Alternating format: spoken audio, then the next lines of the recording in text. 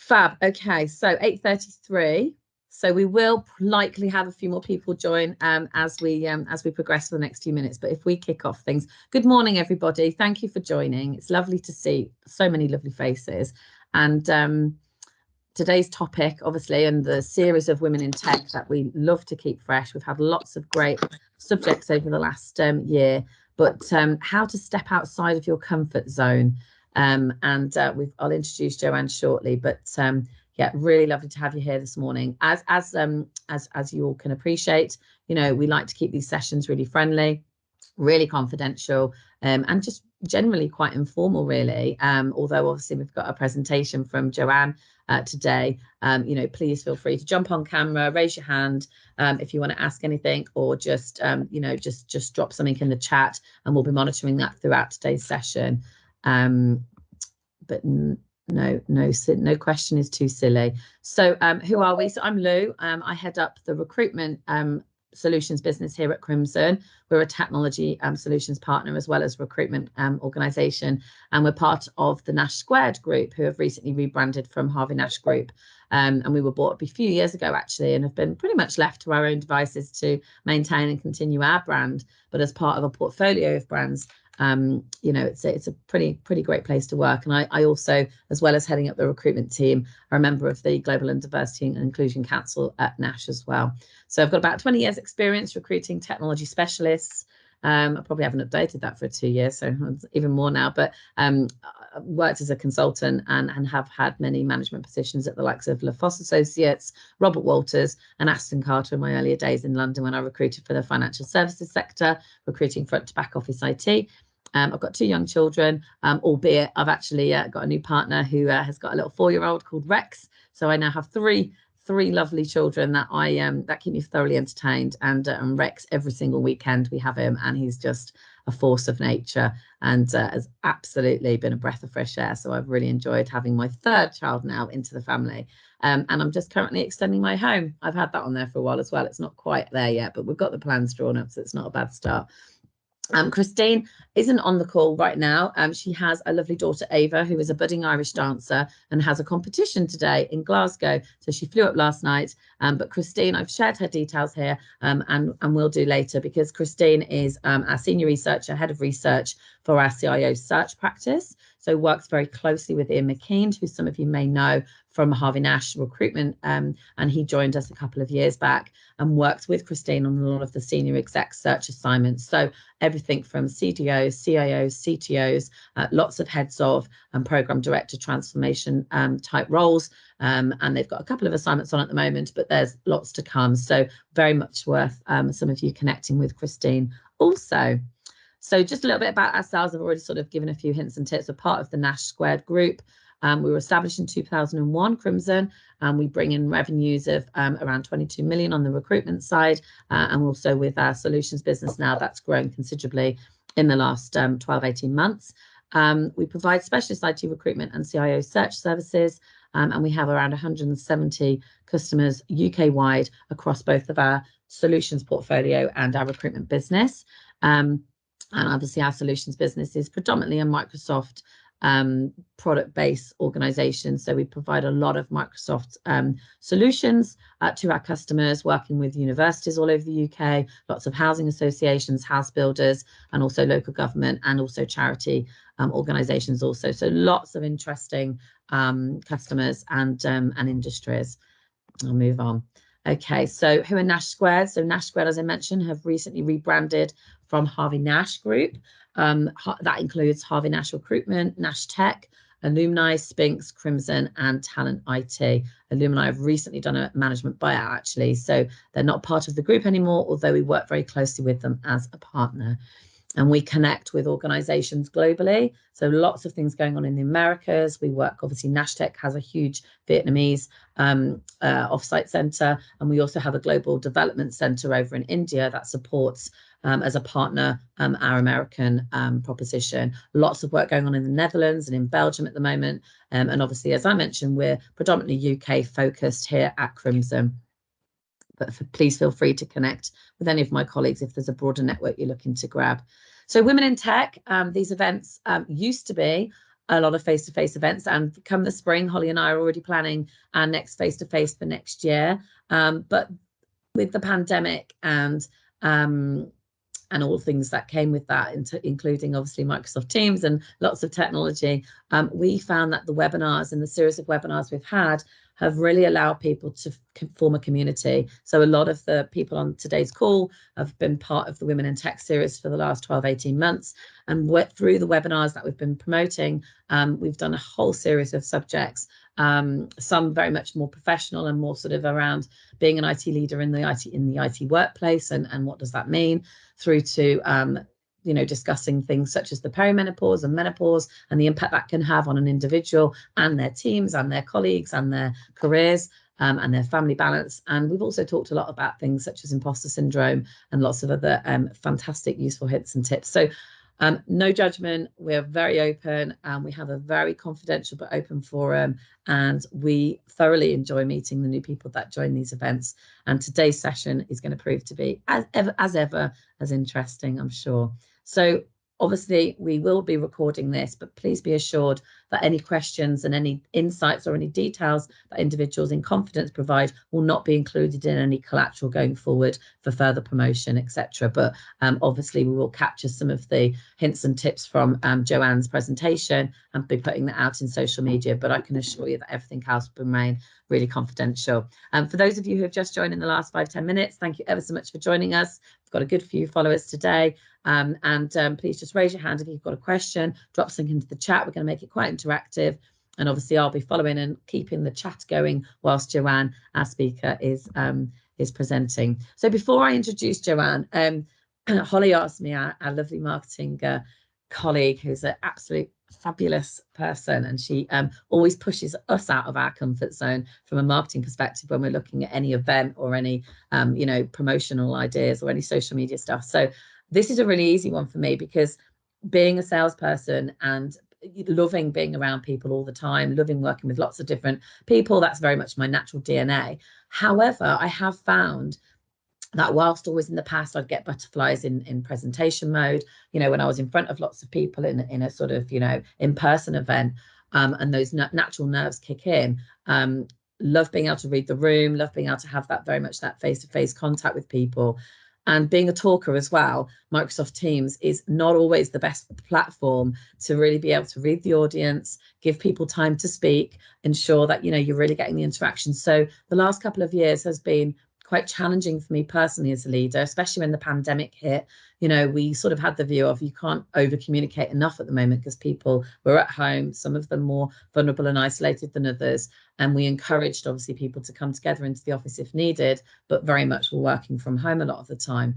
And I have found actually coming out of the pandemic, meeting people again, going to an event. I went to a large conference globally the other week, and I am more nervous than ever I've found myself in my whole life and career. And putting myself out of my comfort zone recently has been something I've really had to push myself into. Some days just thinking, I really can't be bothered. Someone who loves people, right, and loves being around people. Some days I'm like, I don't want to talk to anyone. And it has been really, really weird. So for me at the moment, it's just continuously talking to myself and giving myself that level of confidence to get out there again and to meet people in a confident way.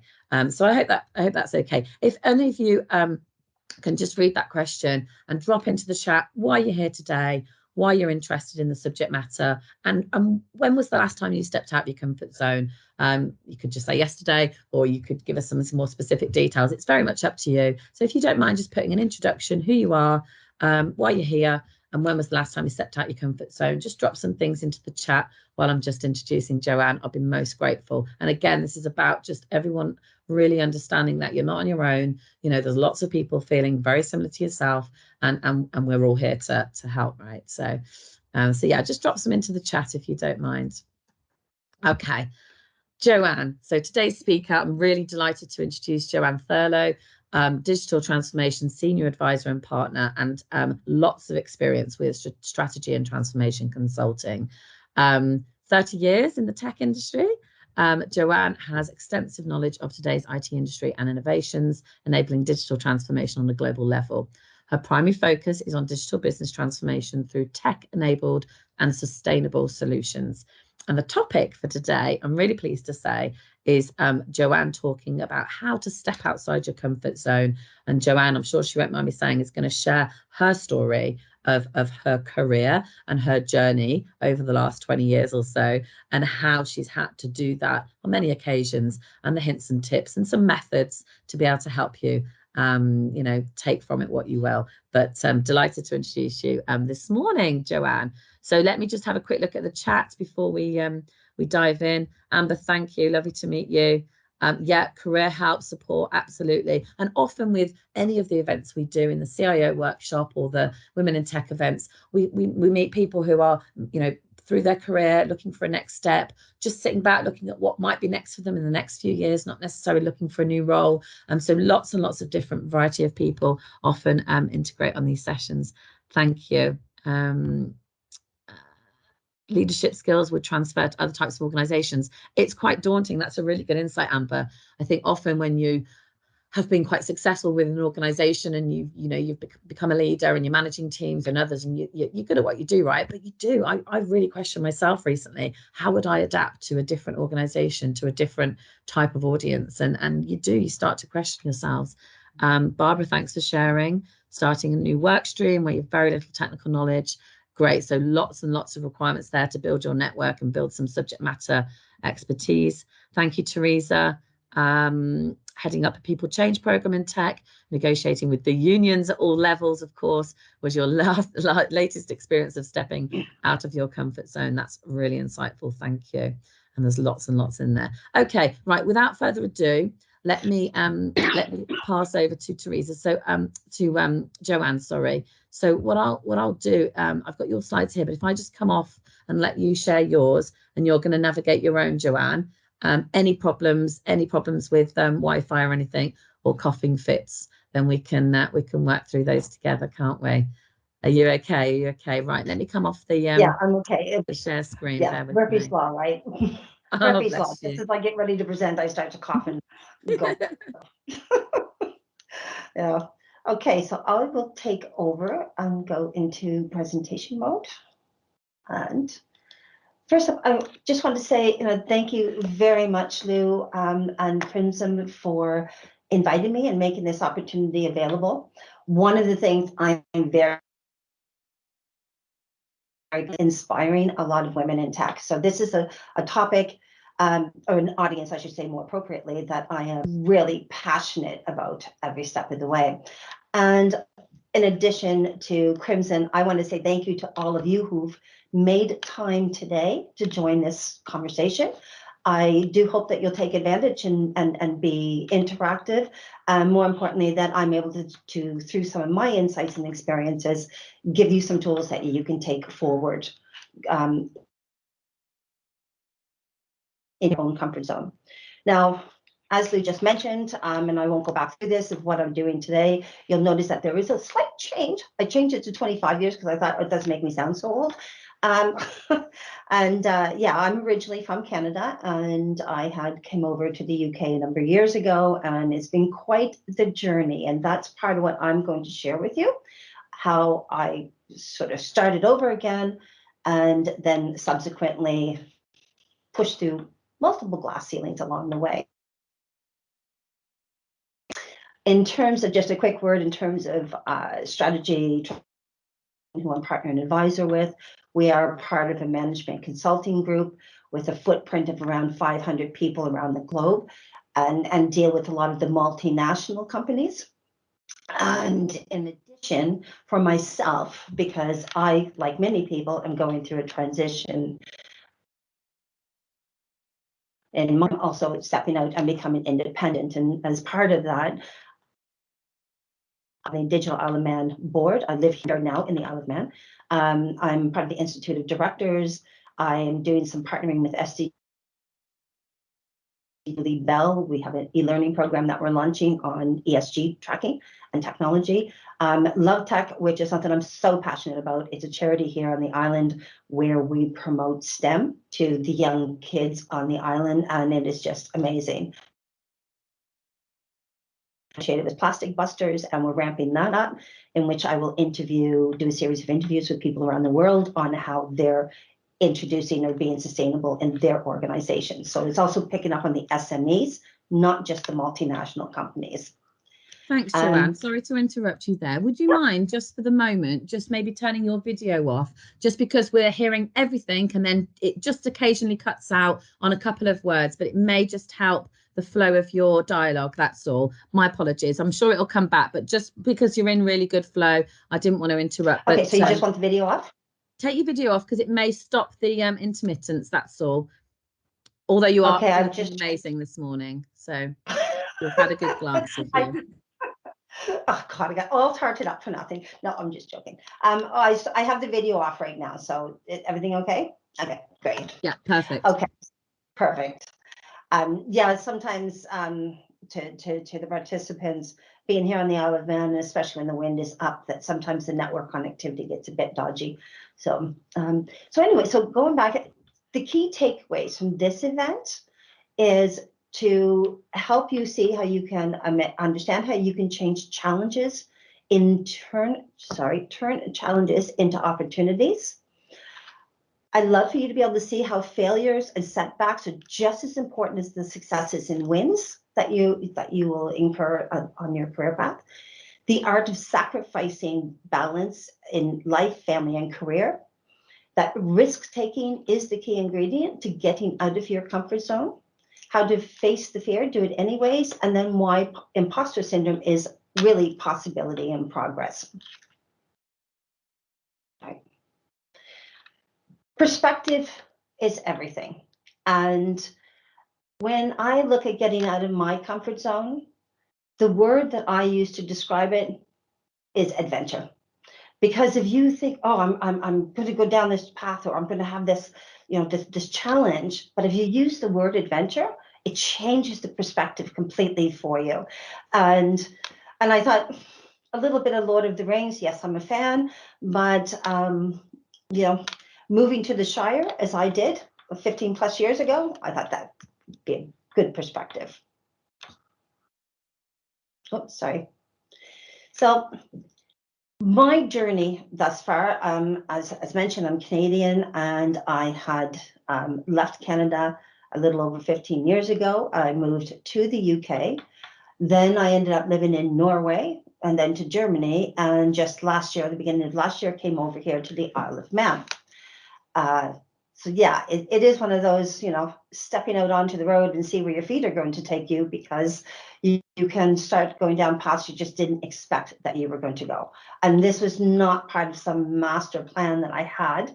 I had a rough plan, but not a master plan, if you will. So how did I get here? Back in 2005, I had just recently gotten divorced. Again, one of those life-changing, out of your comfort zone moments. My daughter, my stepsons were into their early 20s. And I thought, well, you know what? He can have a midlife crisis, so the hell can I? And I decided I had always wanted to live and work abroad and have that experience. So I knew one person in the UK. I moved over.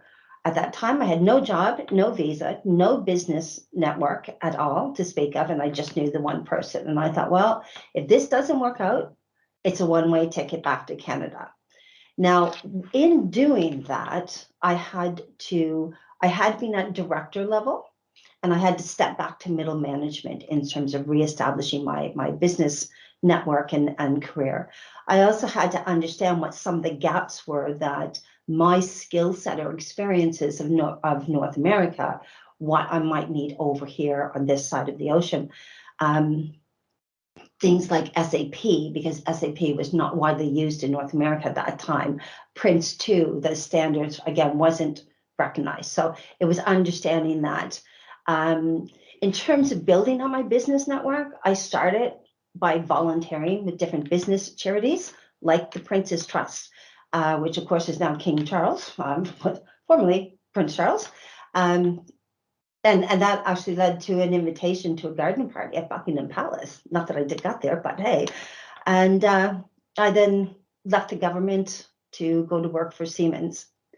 And that was like taking a gap year and really stepping out of your comfort zone to go to a new country.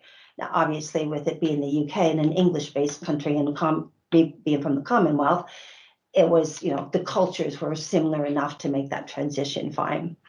I started working at Siemens in 2011, and within a few years of being there, I started to go out and explore and say, well, what other opportunities are available globally? And that led to me getting promoted as the global head of IT within the business, and then moving to Norway. Within another change in Siemens, and one thing with Siemens Energy and Siemens overall is there's always transition happening. So you cannot expect to be in a comfort zone if you're working for a multinational like Siemens.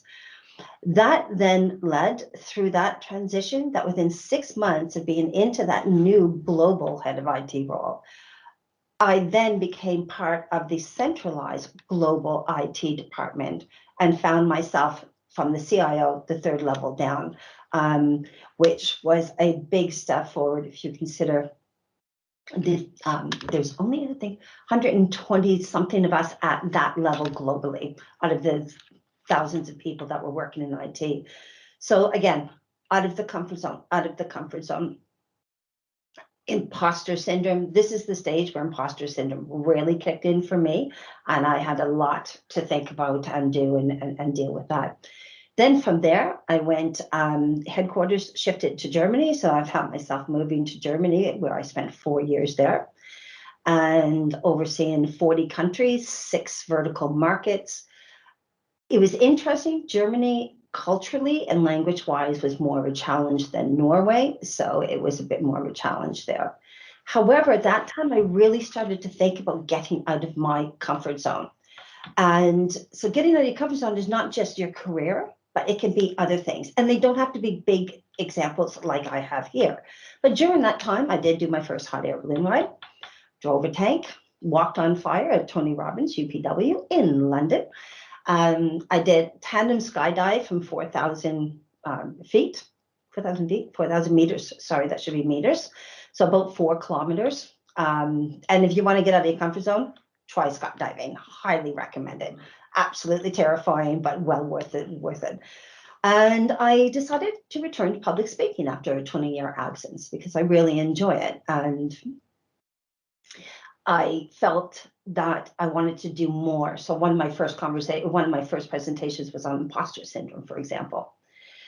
So then as we got into being in Germany and as we went into 2020, which we all know was such a radical year, at that time, my business unit was being carved into Siemens Gas and Power division.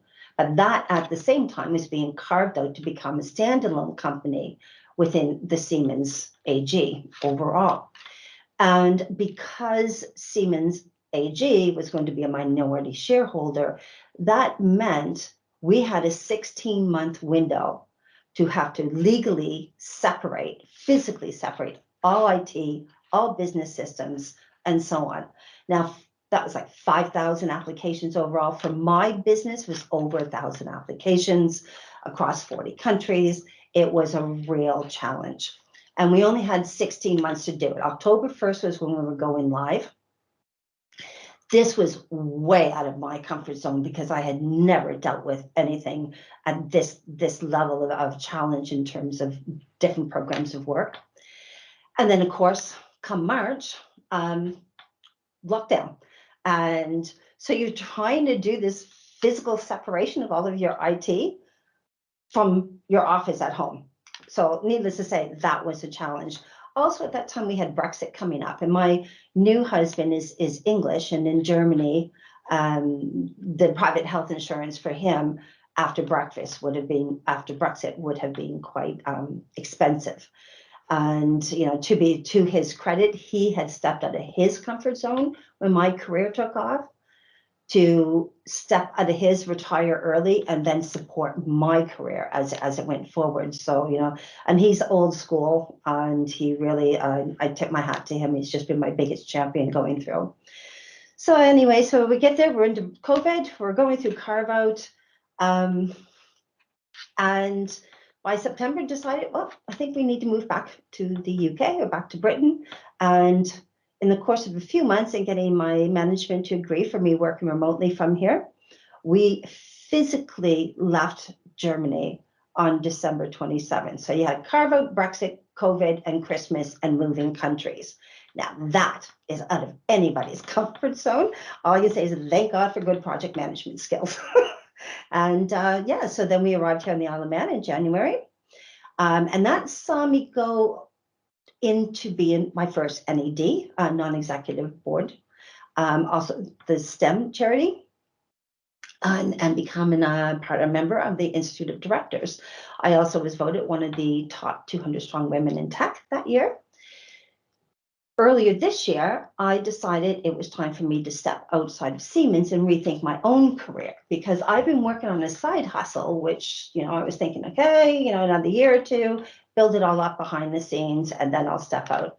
For various reasons, I ended up doing it earlier this year, and that's where I'm at today. I am totally ramping up on the consulting and contract working and taking my career onto the next level of my journey as well. So 2023, let's see what it's going to bring. Excuse me. So that's my career so far. And as you can see at the different points, I have really had to consistently get out of my comfort zone. And sometimes that's been very exciting, other times very scary, outright terrifying. And some of the reasons for that we will talk about now, so that you can get some ideas on what types of challenges or obstacles that you might be facing, and hopefully get some tips on how you can sort of get out of your comfort zone, something I've done my entire life. The first thing is to really look at the challenges and changing them into opportunities. And again, I go back to that word perspective and adventure, and using that word because it's very, you get a different feeling. And the terminology and the words that you use is also very important on how you present things to yourself. And really, every challenge is going to be an opportunity. They bring learning and growth in skills and confidence as you go through when you deal with any new challenge, whether it's personal or professional. I am a big fan of the if-then-else approach to many things in my life. And if you've done project management or you've done coding, then you'll be very familiar with the if-then-else statement. And that's, if this happens, then that will be the outcome. Otherwise, what else can I be doing? And I use that to really anticipate or try to plan where the challenges are going to be, or any risks that might be there to go into mitigating that as well. I am a firm believer in doing a SWOT analysis of any situation as well as one on yourself. And I think you're all familiar with the SWOT analysis. Well dodged. And also reframing challenges as opportunities. And you'll hear me use the term reframe a lot, because it is all about the terminology neurologically, or if you are into NLP, then you'll understand that the terminology and the emotions that we give to the words that we use will impact how we approach a situation. So I always encourage reframing. Failures, setbacks, successes, and wins. Plan for them all and celebrate them all as well. And yes, celebrate your failures and your setbacks, because that says to you, I've gone out of my comfort zone, something didn't work, but now I have a chance to learn from that and then take that to another level. It's something I used to do with my teams in Siemens Energy. We made a point of celebrating any failures or any outcomes that didn't work, to encourage people to get out of their comfort zone as well. But whatever you're experiencing, you're going to be learning and growing at the same time. And going back to the if-then-else, don't hope a situation goes well. You want to plan for it, because that puts you in charge. And that, again, that confidence you get from doing that, again, helps you to get out of that comfort zone more often. And reframe. The art of sacrifice and balance. Just make sure, I skipped one. Balancing life, family, and career. Now, I'm at a stage where I have just adult children. and grandchildren. So I don't have the same demands, and kudos to any of you who were doing homeschooling at the same time during COVID. I'm sure it was quite a challenge. Balancing your career and your life and your family is always going to be a challenge. And the number of women that I have met that have said, I'm going to do it all. No, you cannot do it all, and you cannot do it all equally well at the same time. It has to be this moving and this balance. So sometimes, like if your kids are sick, the focus needs to go on the kids. Or it's maybe your career because of some deadlines, and it's managing that flow. The best you can try for is to try to keep the balance reasonably close, but if you'll drive yourself absolutely insane if you are struggling to try to have all of it at one time. And sometimes what you need to think about is you may want to be doing something and going in another direction, but it may not be the best time to step off into that, but you can plan for what you want to do going down the road. So, they talk about winter being a time in people's lives when maybe things are a little bit slower. You can use that time to start to build up for other things. So my side hustle, I've been working on this for the last 4 years in terms of building it up whilst doing other things to get to this point. So you don't have to do it right now. It may be what you're planning for in the future. Make sure that you have as much support as possible. And, I've heard this again many times from women who's like, well, I'm the main caregiver and I get all of this at home and my husband. Then you really need to get your husbands or your partners to step up and take some of their ownership and help with that, because your career is equally as important. Learn to say no. And number one thing I say to women, make guilt-free time for yourself. For me, when I had kids and busy career, I also had 7 dogs because I had a dog sled team and just a lot of things going on at one time. For me, it used to be I had a jacuzzi tub, and the kids always knew if I took a glass of wine or the entire bottle of wine into that jacuzzi with me as to how stressed I was and whether they should be bothering me or not. But whatever it takes for you, make sure you give yourself that little bit of time, even if you have to get up a little earlier on a weekend or something. It's so important for your state of mind. Risk taking. And that's what the big thing is. And then people think that this is the sole domain of men. It's not. And is it uncomfortable physically and psychologically? Absolutely. The level of unease reflects the level of risk. But risk taken is only a possible outcome. And, we do it so often in our jobs or in our careers, but we don't necessarily do that in our own lives and look at our situations the same. It is perceived something that is something men do, and then women tend to get penalized for doing things that are typically associated with a man's behavior. She's being really aggressive or so forth. And you need to plan for that and anticipate that there might be those negative perceptions and look at how you can decrease that or just ignore it.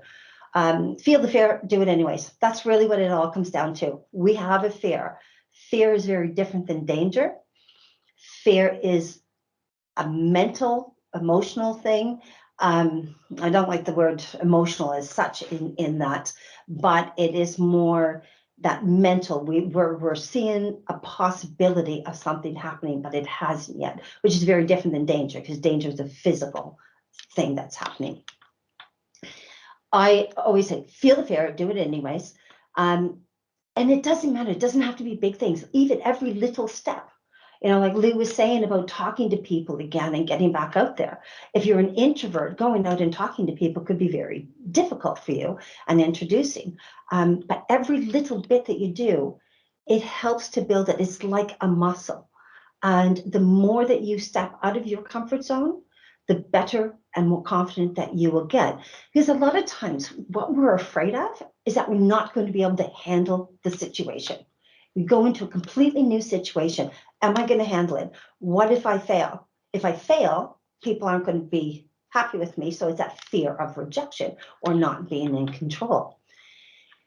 You will many times in your life, as you have done to this day, go into new situations that you have not done before.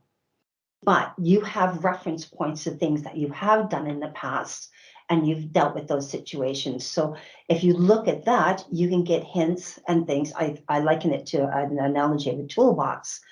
I might be faced with a new task and I don't have the right tool for it, but I have other tools that I have picked up over time that I can then bring into that situation. And remember, when you talk about fear and the physical response in your body, it's the same as when you feel excited. Going back to reframing and perspective, get excited about it rather than fearful of it. And again, you send different signals to your mind. And finally, is the imposter syndrome. Because the minute you start to go out of your comfort zone and take on new tasks, those doubts, that fear comes in, and then the doubts. And this happens, everyone feels like an imposter at some time, and that is okay. But it's not okay to live an imposter life and have that hold you back. If you take stock of your skills and your strengths, as well as your weaknesses, acknowledge where your gaps are, your weaknesses, and what you can do to change that, reframe things, and not seeing yourself as an imposter, because you're just learning. And that's possibility in progress. It's just a new situation, a new set of skills that you need. And you're not necessarily expected to know all of that, especially when you go into a new job. And, you know, so often when you go into new positions, and I certainly dealt with this going into the global IT role. And I'm thinking, who am I to be managing all of this? Am I going to be able to handle that? And I was really dealing with imposter syndrome considerably. Fortunately, I had one of the most amazing managers who kept telling me, because I, as a Canadian, we tend to say sorry a lot. And he was the one who told me, stop saying sorry, because the minute you say sorry, you're giving your power away. It's not a Canadianism. It's a giveaway of your own power and authority. Don't apologize. And as women, again, it's something we tend to fall into. So as you can see from all of this, I have done a lot of things in my life, and I've had a lot of experiences. That is not for everyone. Moving around as I've done, but those challenges, and again, your comfort zone could be other things for you. So my eldest sister, she still lives in the same neighborhood and has the same friends that she's had since she was 5 years old. She's a homebody, whereas I am not, and that's okay too. It's not to say one is better than the other. So with that, because I want to give some time to answer some questions and so on, the biggest thing is, again, perspective. See it as an adventure. Change the terminology and the voice in your head that you're using, and just try even a little thing every day or every week that makes you a little bit uncomfortable. You'll be surprised at how much progress you will make as you start to do that and you get more and more comfortable with yourself. Now, in terms of myself and some of the things, and as I've mentioned, I'm really doing a lot of things, so I'm not going to go through all of this, but there are some of the activities that I have been involved with recently. And again, what I'll be doing going forward, and the variety that's here, because they all require different types of focus or events or audiences that you're engaging with. That cross-pollination, you have to work on your people skills and get out there. But again, it gives you that opportunity to get out of your comfort zone and put yourself in new situations. If anybody had told me I'd spend 2 days teaching virtual reality to almost 1,000 kids on the island, I would have thought that's not going to happen. But that's exactly what I was doing last week, you know. So do mix things up a bit, because what you learn on one area is you can transfer to other areas, and it also makes you much more rounded when you're out looking at your next opportunities. So with that, I hope you found that interesting, and I will pass it back over to you, Lou. Super, super. So I feel free to take your slide off if you want, Joanne. I found that amazing, and actually, I know you've rattled through that very quickly, and I know it was so hard for you to consolidate what you had in terms of information, and I think you did it really well. I just want to, for the audience, thank you, Joanne. I would like to, for the audience, just share some of the things I took from that just in terms of observations. So key highlights for me with what you've just said, Joanne, are quite simple. Celebrating failure. So that was something you said earlier on in the presentation. And as a salesperson, again, with the sales team and lots of customers and candidates that we work with on a daily basis, it's very easy to celebrate all the wins, celebrate all the wins, celebrate all the wins. And then when we have something go wrong, whether it be a tend not go to our liking, or there's something just, or a team just, you know, a program gets pulled and you're having to call 10 contractors to say, we're really sorry. But, you know, it feels really painful and feels really hard. And I think as a team, we often overlook the actual feelings, the emotions of that circumstance. And because I'm, you know, an extrovert and an optimist and all that, we kind of quickly move on to the next thing. And whilst that's a good thing, to your point, we don't always necessarily take time to stop and think and look at the failure or the disappointment and think, right, would we have done anything? I mean, I do it all the time on behalf of my team, but I probably don't spend enough time in workshops with the team truly going through some of those failures, because we're too keen to go on to the next positive, right? And I think that was a really big take home from me. Do you mind sharing, Joanne, a situation where there was something particular that failed, whether it be in a program, and how did you work with your team or with your colleagues to kind of make that into that positive for the next time? Is there anything particular that strikes a chord with you? Yeah, I can share a little bit on that. Now, because of who I was working with and then being based in Germany, although I had an international team, which was really interesting because culture differences as to how, you know, our teams in India and our North American teams, in particular our German and Norwegian teams and so on, team members would view things was always very different. And, you know, regardless of the culture, we're all raised to think, oh, you got that wrong, and that's a bad thing. And that goes back to school and so on. Yeah. And, you know, so much of that gets ingrained into your mindset as you're going. So that becomes an issue. Now, when you look at the different cultures, and the Germans in particular, very interested. It was interesting because they really did not see, so they're not as comfortable making the decisions if they're not the person in charge. And I discovered this very quickly with the team when they would go into meetings and then coming back and they would ask me what I wanted them to do. And I'm thinking, well, just make a decision. But what if I get it wrong? Fine, then we make another decision and we learn from it. So I had to really work with them to start to challenge that type of cultural thinking.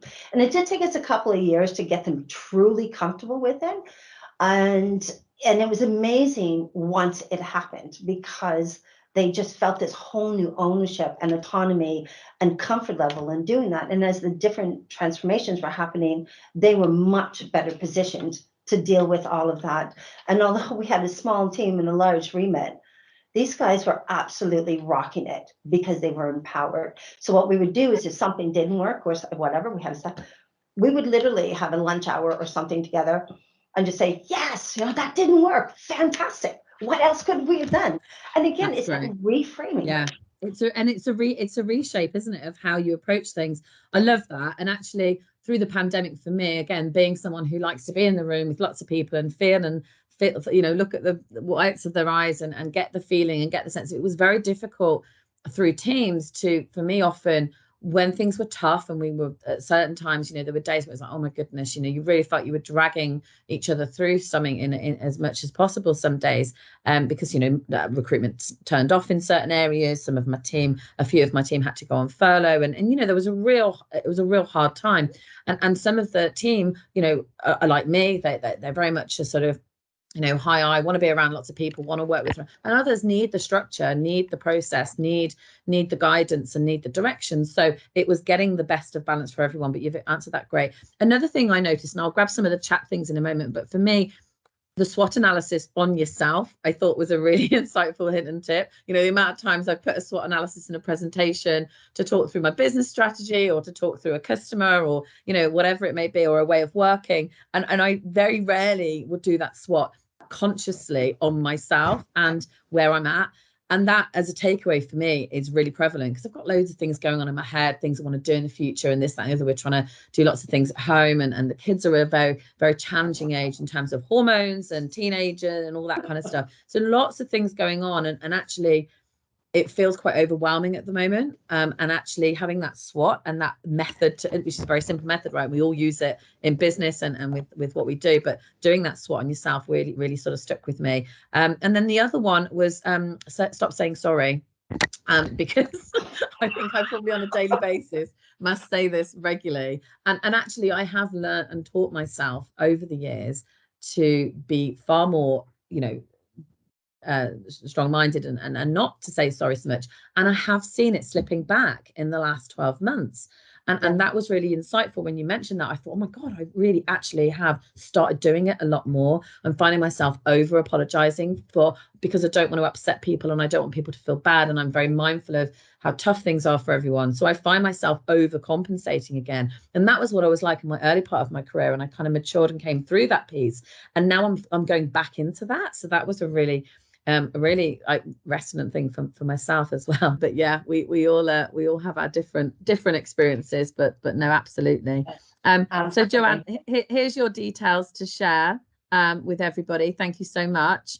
And I'll just quickly flip on. We've got some nice little fancy QR codes there if people want to just sort of connect with Joanne and sort of obviously each other, please do. Myself, obviously Christine, I mentioned earlier, will be absolutely really happy to help with anyone's career development. Myself, we do a lot of work with CVs and LinkedIn branding and that kind of thing. So very happy to support anybody who really wants to just sort of reignite their presence on social media or with regards to how they're presenting themselves. And we will have a survey sent out by the lovely Holly after this session for those of you that have attended and registered, and any colleagues that you may have or you want to sort of connect up with so that they can benefit from this type of forum in the future. And Holly will send that survey out. We'd be really grateful for you to complete it if you don't mind sparing a few minutes, because we really appreciate the feedback we get from it, and we look to put that into future sessions. And I am really looking forward to organising a spring event next year in person. It will either be Birmingham probably or London, and hopefully some of you will be able to attend and meet each other in person as well.